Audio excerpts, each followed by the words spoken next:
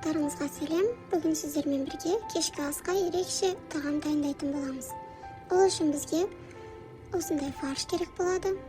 Және де бір пиязды блендерда езіп алдым. Үстіне сухари саламыз. Менікі дайын магазиннің сухарийі. Үгітілген және де бір жұмыртқа саламыз. Дәміне қарай тұз қосамыз. Тағы да дәмдеуіштер қосамыз. Паприка, қара бұрыш, қызыл бұрыш, және де зіре қостым. Соңында өсімдік майын қосып араластырамыз. Барлық рецепттің толық қанша салу керектігі астында описанияда тұр. Енді жұмыртқаны дайындаймыз. Ол үшін сүт аламыз және де үстіне 4 жұмыртқаны құямыз. Одан кейін зелень сасаңыздар болады. Тұз саламыз дәміне қарай. Жақсылап араластырамыз.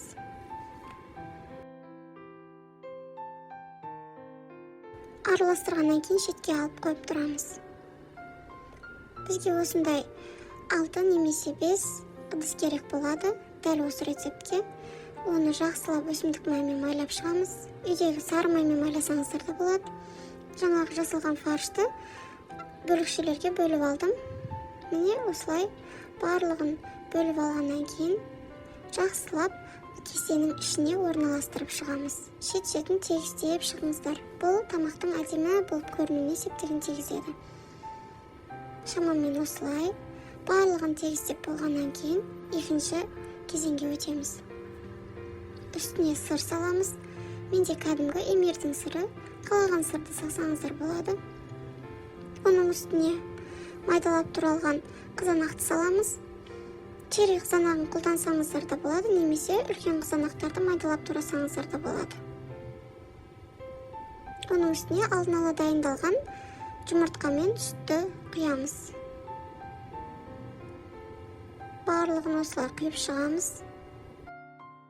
Енді духовкада 25-30 минут пісіріп аламыз. Піскенде осылай әдемі түске енеді. Және де ыдысқа салып дастарханға ұсынамыз. Шетіне қалаған салаттарыңызды қоюларыңызға болады. Мен капуста мен помидорды араластырып, тұз қосып, жанына шетіне теріп шықтым.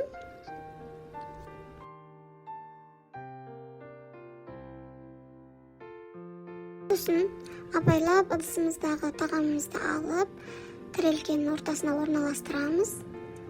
Сіздерге ортасын кесіп көрсетіп жатырмын. Өте дәмді, тойымды, пайдалы тағам. Барлықтарыңызға жасап көруге кеңес берем. Ас болсын.